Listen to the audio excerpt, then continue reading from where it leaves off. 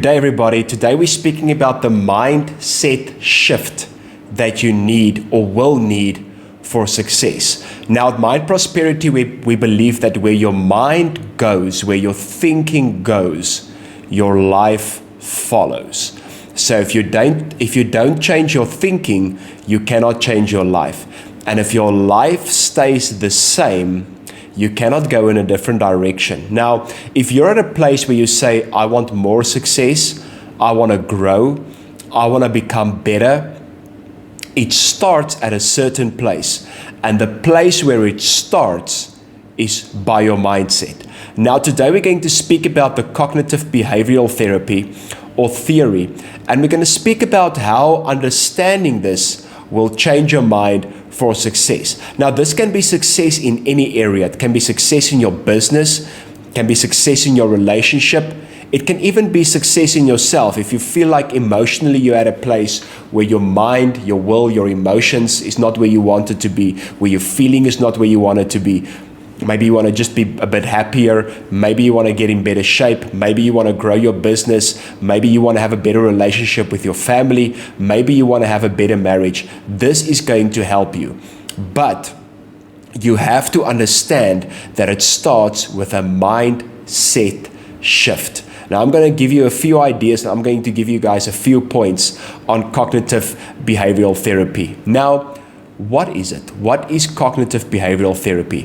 First of all, it starts with cognition, your thinking, and then it goes to behavior, your acting. Now, your thinking and your feeling and your behavior is important, or that's the key to change your life. If you think a certain way, you will feel a certain way. If you think and feel a certain way, you will act a certain way.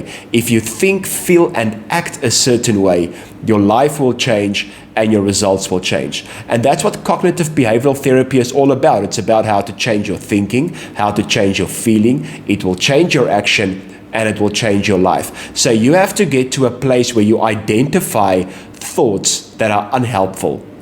Then you have to start to build thoughts that are helpful. Now, a lot of times, or one of the big reasons people cannot do this is because they cannot identify unhelpful thoughts. A lot of people sit with thoughts that are negative, that are toxic, that are not good for them.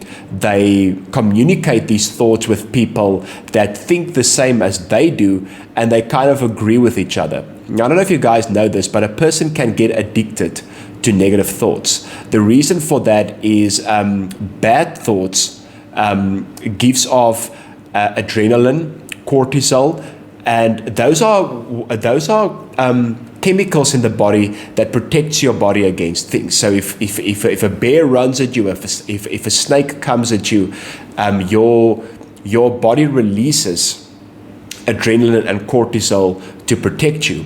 But because of the size of the neocortex, you can release that by thinking alone. So if by toxic and negative thinking, you start to release adrenaline and cortisol, your body starts to get used to it, your body starts to get addicted to it. So what happens? You want negative thoughts. You want to spend time with people who think as negative as you do because it feels good for that moment. If you start to say, listen, I'm going to change my thinking patterns, I'm going to change the people that I spend time with because I want to be in a more positive, healthy environment. To the body, it feels unfamiliar, and it wants to go back the whole time to that familiar, toxic way of thinking. And if you don't break that cycle, you're not going to change your life. And this is where cognitive behavioral therapy will help you. Now, let's listen to what Albert Ellis said. He said, you have considerable power to construct self-helping thoughts, feelings, and actions, as well as to construct self-defeating behaviors.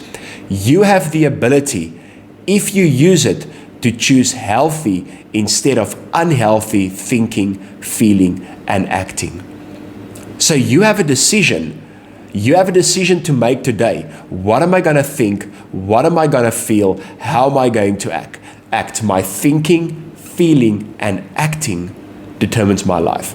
Now, again, this starts with identifying some thoughts that are not good. This has to do with changing some thoughts, admitting some things. If we cannot admit it, We cannot change it. So we are going to look at 3 pillars on how cognitive behavioral therapy will help you, or this theory will help you to change your life. And if this video means a lot to you, and if you want extra training in this area, and if you want to know more, please send me an email at albert@mindprosperity.co.za. Also, feel free to go see a counselor in your area if you want to do this to help you with CBT. Also want to invite you to subscribe to our channel. We are trusting to go to 1,000 subscribers. We are more than halfway there, and your subscription can help us. Also, put a like, put a comment, and send this video to people if you believe it can benefit them and if you believe it can help them. So let's look at the 3 pillars on how CBT can help you advance your life and get to a place of success. Number 1, spot negative patterns. And this can be thinking patterns, feeling patterns, and behaving patterns, because as we say, cognitive behavioral therapy has to do with the way you think and the way you act. So go look at, certain areas, look at the way you act. If you can see and look at the way you act, you will, as you realize right now that your acting comes from a certain thought and comes from a certain feeling. What are some actions that I want to change? If I want to change the actions, I have to ask myself, where did that originate in my thought life or in my thinking life? Because your thinking will eventually cause your action. So you have to spot negative patterns. You have to admit negative patterns. And you have to admit that they are negative. If other people keep telling you, some of your patterns, some of your thinking, even some of your vocabulary is negative, you might, take a step back and say, okay, are they maybe right? Should I change some thinking patterns? Should I change some behavioral patterns? I always believe if you want to go further in life, ask somebody who's successful in that area. Number 2, acknowledge your thoughts and your emotions. And this is what we've been speaking about. If you cannot acknowledge what you are thinking, what you are feeling, and this takes us back to metacognition and meta-mood. Metacognition is thinking about your thoughts. It's so important. I love to do it with a journal, to sit down and to think about my thoughts. What am I thinking? Is this what I want to think? Do I want to continue thinking this way? What kind of thoughts do I want in my life? That's metacognition. Then meta-mood. Meta-mood is about thinking about your feelings. What am I feeling? Why am I feeling it? Is this what I want to continue to feel? What do I want to do with these feelings? And this then takes us to number 3, take control and find solutions.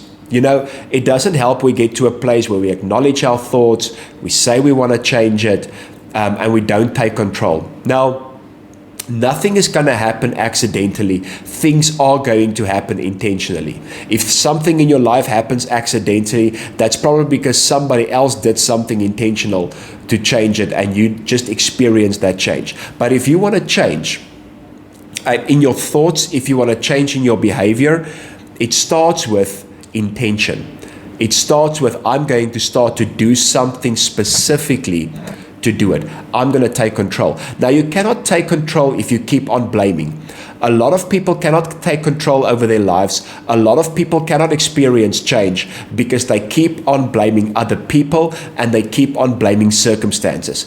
As long as you blame people and as long as you blame circumstances, you cannot take control. And if you cannot take control, you cannot change your mindset, your feelings and your actions. And if you cannot change that, you will not move in the direction of success. Now, this video specifically is here to help you to move into the direction of success. And if you want to move into the direction of success, take control over those thoughts. Take control over your emotions. Take control over your actions. And when you want to find solutions, you have to go say, okay, who can I sit down with? Who can I ask to counsel me?